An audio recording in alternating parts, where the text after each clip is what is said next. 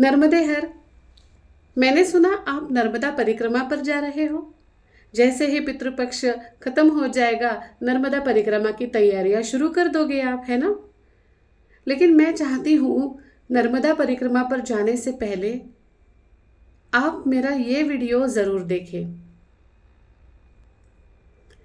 पिछले 3-4 सालों से आप मेरे नर्मदा परिक्रमा अनुभव कथन को सुनते आ रहे हैं,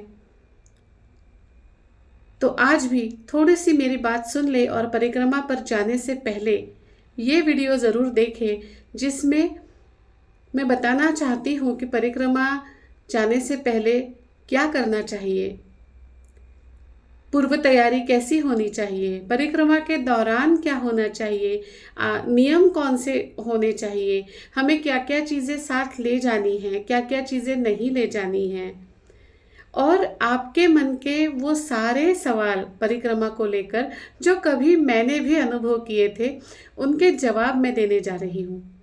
ये सारी बातें एक वीडियो में तो नहीं होगी, इसलिए इनके हम कुछ भाग करेंगे और उस प्रकार एक एक वीडियो में इन सारी बातों पर अभी चर्चा करेंगे, ताकि जब आप परिक्रमा पर निकलो तो आप पूरी तैयारी के साथ निकलो। तो शुरू करें। तो सबसे पहले परिक्रमा जाने से पहले छोटा सा एक्सरसाइज मैंने वो किया तो नहीं था, लेकिन अगर आप करोगे तो निश्चित ही आपको फायदा होगा। तो एक छोटा सा एक्सरसाइज करते हैं। आपको लेना है एक पेन और पेपर, और मैं जो सवाल पूछ रही हूँ वो लिख लेने हैं। जब भी आपको समय मिलेगा, जब भी शांतता से आप इस पर सोचोगे, विचार करोगे, तब आपको इन सवालों के जवाब लिख लेने हैं। इससे क्या होगा? इससे आपका परिक्रमा की तरफ देखने का जो दृष्टिकोण है वो क्लियर होगा, वो साफ होगा, उसमें कोई कंफ्यूजन नहीं रहेगा। आपको एक दिशा मिलेगी, आपको एक ध्येय मिलेगा। क्या मैंने ये किया था? मैंने पेपर पेन तो नहीं लिया था, हाँ, लेकिन सोच विचार करते समय मैंने इस तरह से सोचा था। कैसे, आपको बताती हूँ। जब मेरे मन में परिक्रमा का विचार आया पहली बार, तब मैं मात्र 14 साल की थी। अब 14 साल की उम्र में कोई भी माता पिता अपनी बच्ची को परिक्रमा नहीं भेजेंगे, अकेले तो बिल्कुल ही नहीं। और मेरे मन में ये विचार कैसे आया? तो मेरे जो गुरुजी है नाना महाराज तराणीकर, उनकी जो पोथी है, उनका जो जो जीवन चरित्र है, वो मैं बचपन से सुनती आ रही थी, पढ़ती आ रही थी, और उसमें नाना महाराज जी ने जलेरी नर्मदा परिक्रमा की थी। वो देखकर मेरे मन में नर्मदा परिक्रमा करने का विचार पहली बार आया था। नर्मदा मैया ने नाना महाराज को जो दर्शन दिया था, मैं चाहती थी मुझे भी नर्मदा मैया वैसा ही दर्शन दे, और ये मेरे परिक्रमा में जाने का सबसे पहला विचार, सबसे पहला उद्देश्य था। लेकिन ये बात पीछे पीछे पड़ती गई, क्योंकि मेरी उम्र जो थी, मैं सिर्फ मात्र 14 साल की थी। जब मैं वास्तविकता में जब मैं परिक्रमा के लिए निकली, तब मेरी उम्र थी 38 साल। 38 साल की उम्र में परिक्रमा जाने का जो दृढ़ निश्चय हुआ, उसके पीछे एक बहुत बड़ा कारण था। मेरा परिक्रमा का उद्देश्य वहाँ से शुरू हुआ। वो ये था कि मैं जो भी कुछ करती थी ना, मुझे सेटिस्फैक्शन ही नहीं मिलता था, समाधान ही नहीं मिलता था। कोई चीज़ मैं करती थी, कोई कार्य मैं हाथ में लेती थी, उसे मैं शिद्दत से, बड़े विश्वास से, बड़े ध्येय से, बड़े धैर्य से पूरा भी करती, लेकिन उसके बाद क्या, अब क्या, ये सवाल मेरे सामने हमेशा बना रहता। मन के अंदर ये लगता कि ये वो नहीं है जो मुझे चाहिए था। मुझे क्या चाहिए है, ये विषय मेरे लिए कभी पूर्ण हुआ ही नहीं। परिक्रमा के पहले मैं पूरी तरह से कंफ्यूज थी कि मुझे जिंदगी में चाहिए क्या। मैं जो ये सब पढ़ रही हूँ, लिख रही हूँ, उसका उपयोग क्या है, मुझे आगे जाकर इन सब चीज़ों का क्या करना है, मेरा हेतु क्या है, मेरा उद्दिष्ट क्या है। और जैसे मैंने मेरे अनुभव कथन में बताया है कि जो पीएचडी का आखिरी वाला भाग था, जिसे हम हमारी साइंटिफिक लैंग्वेज में रिजल्ट्स एंड डिस्कशन कहते हैं, पूरा आपका पीएचडी का कार्य हो गया है और उसको एक सटीक पद्धति से लिखना होता है, प्रेजेंट करना होता है। तो वो जो एक चैप्टर था, वो जो एक प्रबंध का हिस्सा था, वो मुझे बहुत ही ज़्यादा कठिन हो रहा था। कार्य मैंने कर लिया था, लेकिन उसको प्रेजेंट करना, उसको सही तरीके से लिखना, जैसे परीक्षक चाहते हो उस तरीके से, मुझे बहुत कठिन जा रहा था। और एक तरह से मुझे डिप्रेशन सा होने लगा था। मुझे कहीं ना कहीं ये डर था कि मैं तो पीएचडी भी कर लूँगी, उतनी जिद थी, धैर्य था। लेकिन मुझे डर था कि इसके बाद मुझे फिर वो खालीपन आ जाएगा। अब इसके बाद मैं क्या करूं? और नर्मदा परिक्रमा जाने का मेरा उद्देश्य तब मुझे समझ में आया कि मैं एक खोज में, मैं एक शोध में परिक्रमा पर निकली हूँ। वो मेरे अंदर की शोध है कि मुझे जो शांति चाहिए, मुझे जो समाधान चाहिए, उसकी खोज में मैं परिक्रमा में निकली थी। मुझे ऐसा लगता था कि परिक्रमा में शायद मुझे मेरे सवालों का, मेरे अस्तित्व का ज्ञान होगा, मेरे उद्दिष्ट का ज्ञान होगा। और ये सोच बना मेरा नर्मदा परिक्रमा में जाने का उद्देश्य। ये मैं बहुत ज़रूरी समझती हूँ। हम जब भी किसी भी यात्रा पर जाते हैं, तो उस यात्रा का परिणाम हम क्या चाहते हैं। देखो, ये बात कहना तो मेरे लिए थोड़ा सा गलत होगा कि मैं यात्रा पर ऐसे ही जा रही हूं। नहीं, ऐसे ही तो जाया नहीं जाता। जब आप नर्मदा परिक्रमा, पैदल नर्मदा परिक्रमा जैसी बड़ी यात्रा पर जाते हो, तो आपके ज़िंदगी का, आपके जीवन का कुछ हिस्सा आप इस यात्रा में बिताते हो।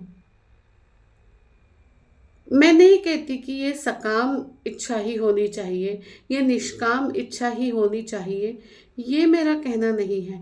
लेकिन कोई उद्देश्य तो होता है, होता ही है। हाँ, ये हो सकता है कि हमें ये उद्देश्य पता ना चले, लेकिन जब हमें हमारा उद्देश्य पता चलता है ना, तो हम अपने ध्येय से, अपने उद्देश्य से भटकते नहीं हैं। जैसे मेरा उद्देश्य था खुद को समझना, तो खुद को समझने के उद्देश्य से नर्मदा मैया ने मुझे भटकने नहीं दिया।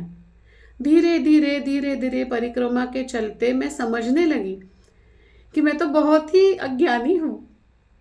मैं समझती थी कि मैं तो पीएचडी कर रही हूँ, मैंने मास्टर्स कर लिया है, मैंने बीएड कर लिया है, मैंने यों कर लिया, मैंने त्यों कर लिया, मैं तो बहुत ज्ञानी हो गई। लेकिन खुद को समझने की चक्कर में मैं ये समझ गई कि मैं कुछ भी नहीं हूँ। जो मुझे लग रहा था ना कि मैंने ये किया तो मैं क्या करूँगी, मैंने वो किया अब मैं क्या करूँगी, तो मुझे पता चला कि ये तो सारी चीज़ें कुछ है ही नहीं। जो मैं कर रही हूँ वो मैं अब कर रही हूँ। जो मैं समझ रही हूँ खुद को, वो अब समझ रही हूँ परिक्रमा के बाद। तो कहने का मतलब ये है कि हम परिक्रमा में क्यों जा रहे हैं। एक पेपर पेन लेने के लिए मैंने आपको कहा, आपको उस पर लिखना है मैं परिक्रमा क्यों जा रहा हूँ या मैं परिक्रमा क्यों जा रही हूँ। उसके बाद आपको ये लिखना है मेरे मन में परिक्रमा करने का विचार सबसे पहले कब आया। फिर जो भी आप उत्तर लिखोगे कि कोई कहेगा कोई किताब पढ़ के आया, कोई कहेगा कुछ और, तो मुझ पर क्या किसी व्यक्ति का प्रभाव है, क्या कोई घटना का प्रभाव है। तीसरा सवाल है, हमें लिखना है क्या मुझ पर कोई व्यक्ति का प्रभाव है, किसी घटना का प्रभाव है जो मुझे नर्मदा परिक्रमा करने के लिए प्रेरित कर रहा है।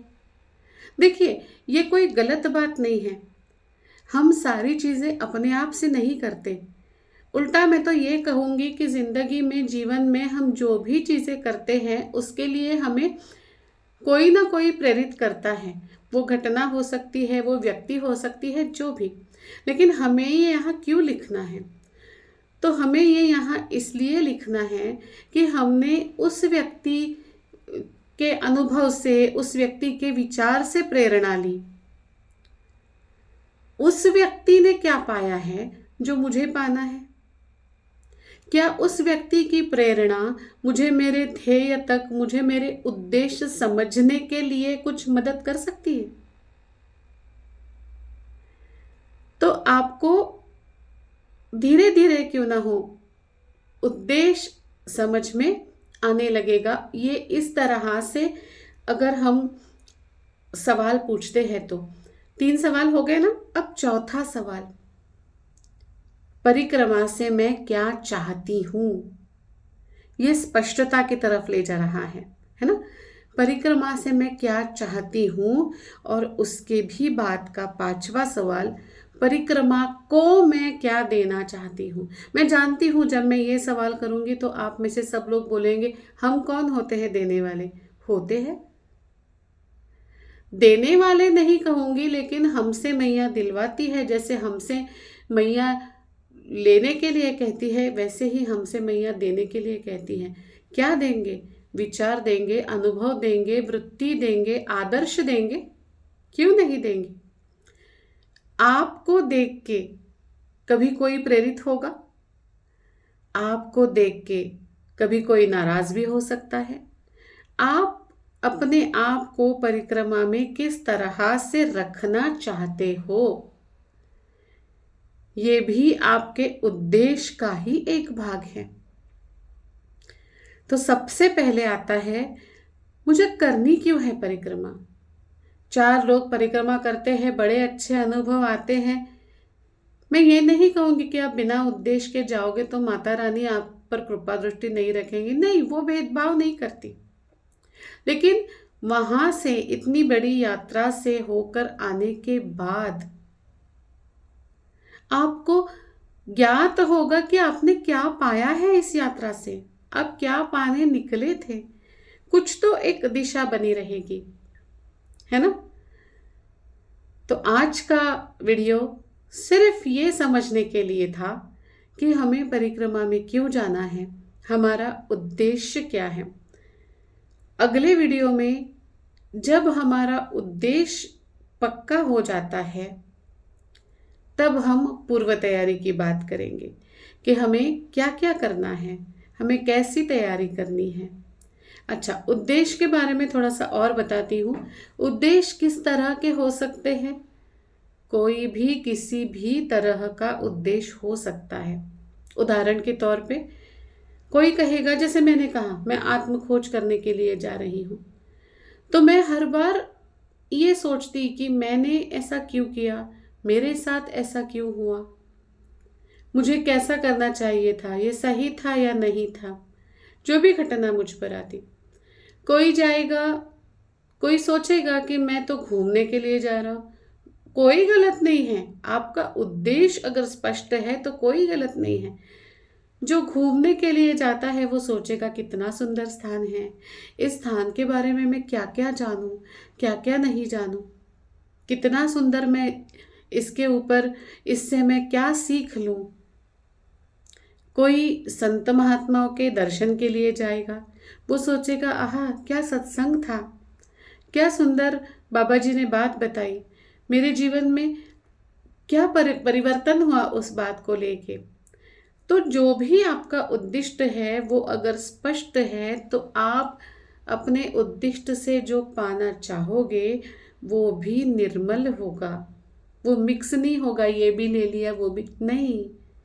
जैसे हंस दूध और पानी मिलाकर भी दिया जाए तो निरक्षर विवेक से सिर्फ दूध पीता है, वैसे अगर आपका उद्दिष्ट स्पष्ट है तो आप परिक्रमा से जो भी पाना चाहो वो एकदम सच्चा सोना जैसा होगा।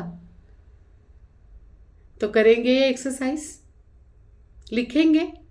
मुझे बताने की आवश्यकता नहीं है, ये कोई पेन पेपर टेस्ट नहीं है, ये तो आपके लिए है।